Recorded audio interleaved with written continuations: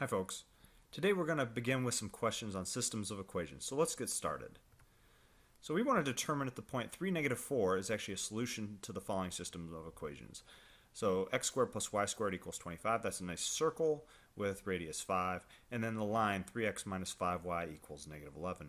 So how do we actually check to see if that's a solution? Well, we just plug in the points. 3 corresponds to our x value, negative 4 corresponds to our y value.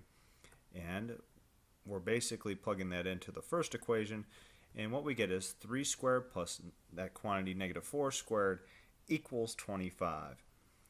Now, if you notice on the equation, we have 3 squared is 9, negative 4, that quantity squared is 16, 9 plus 16 is 25, so the first equation actually is satisfied, 25 equals 25. But in order for this to be a solution, we need it to satisfy both equations. So when plugging it in to the second equation, notice we get 3 times 3 minus 5 times negative 4, and that equals negative 11. So what actually happens is when we plug that in, the left-hand side equals 29, the right-hand side equals negative 11. So that is not true, so it's not a solution to equation 2. Since it's not a solution to equation 2, that means 3, negative 4 is not a solution to the system of equations. So in order for it to be a solution to a system of equations, we need it to satisfy both conditions.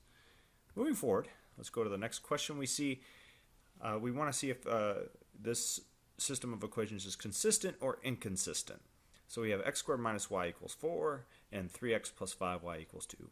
What it means to be consistent, meaning we have a solution to the system of equations, and inconsistent means there is no solution to the system of equations.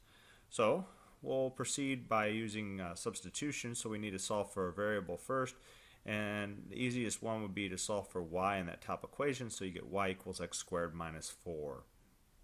Now, moving forward from there, we want to substitute in for the y in the second equation. That's our second step. So where we see that y in the 3x plus 5y equals 2, we're going to replace that y with x squared minus 4. So notice we have this 3x plus 5 times the quantity x squared minus 4 equals 2. Now, moving forward, we want to try and solve for x. So we need to distribute that x term. And so when we actually distribute the x term and simplify, we get 5x squared plus 3x minus 22 equals 0. And actually, we don't necessarily need to solve the full system to find that it's consistent, but we can just solve for x. If we can find a solution here, we're going to have a solution to the system. So I'll kind of make some comments, but we'll carry out the full calculation just so we can see it. So moving forward, how do we go about this? Well, you use the quadratic formula. So notice this is of the form ax squared plus bx plus c. Your a value is 5, your b value is 3, your c value is negative 2. And so now we can plug it into that quadratic formula. X equals negative b plus or minus square root b squared minus 4ac all over 2a. And so we get this nice little formula, negative 3 plus or minus the square root of 3 squared minus 4 times a is 5, so and c is negative 22. So, and divide all that by 2 times 5. So simplifying that a little bit more, that's negative 3 plus or minus the square root of 449 over 10.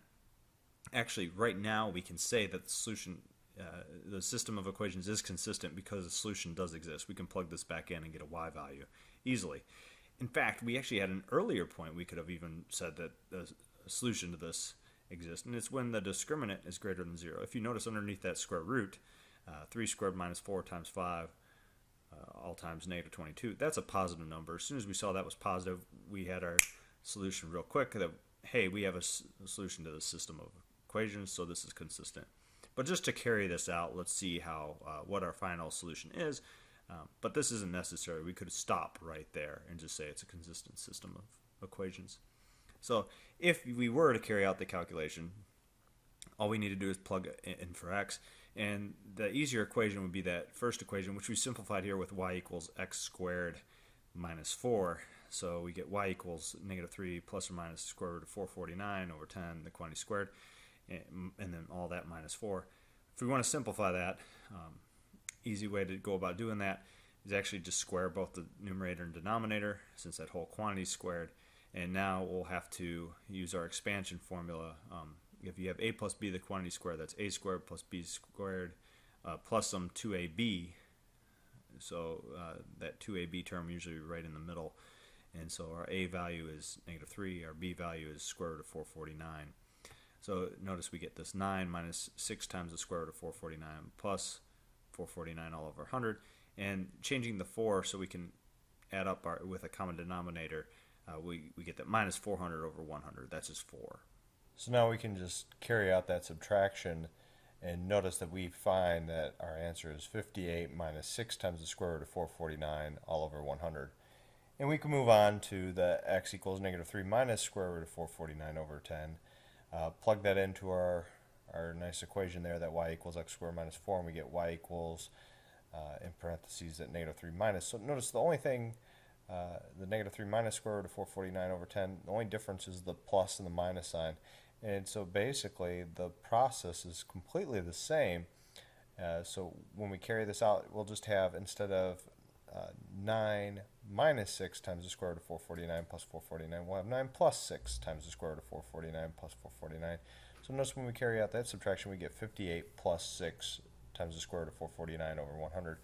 Notice, regardless, we end up with the same solution, and that's, we have a consistent system. And in fact, if you want the roots, we actually have -3 plus square root of 449 over 10, and then 58 minus 6 times the square root of 449 over 100.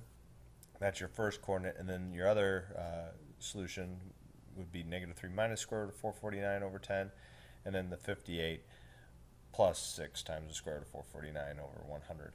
Those are the solutions, just showing that it's consistent. Now, let's determine if the following system of equations is consistent or inconsistent, but let's take it one step further. If it is consistent, determine whether a system is dependent or independent. So we have x plus 2y equals 3, 3x plus 6y equals 2. So our first step, if we're going to try and use the substitution method once again, we get x equals 3 minus 2y, and we can substitute for x.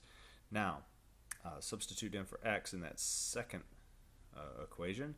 So we're going to get 3 times the quantity, 3 minus 2y, plus 6y equals 2. And notice when we start to distribute that 3 on through, we get 9 minus 6y and then plus 6y equals 2. So with that in mind, notice your y's actually cancel out and you're left with 9 equals 2. There's no y terms involved. Uh-oh. So what does that mean? Well, that's actually giving us information as well. Since this is a bunch of nonsense right here, we actually know that this is never going to work out, and so you have no solution. And since we know that no solution exists for the system, we have the system of equations is inconsistent. Okay, so on to the next equation. If you look here, so we want to find the solution to the following system of equations with its graph given below. So you have 0 equals x squared minus 4x plus y squared plus 2y minus 11, and then y equals x plus 1. And notice we had that graph drawn right there. That's the important part. This would be a little bit harder if the graph wasn't given to us and this graph is accurate. Since the graph is right on the money, we actually have a nice solution right out the gate. And that just by looking at the graph, a system of equations has a solution whenever we find where the two equations intersect.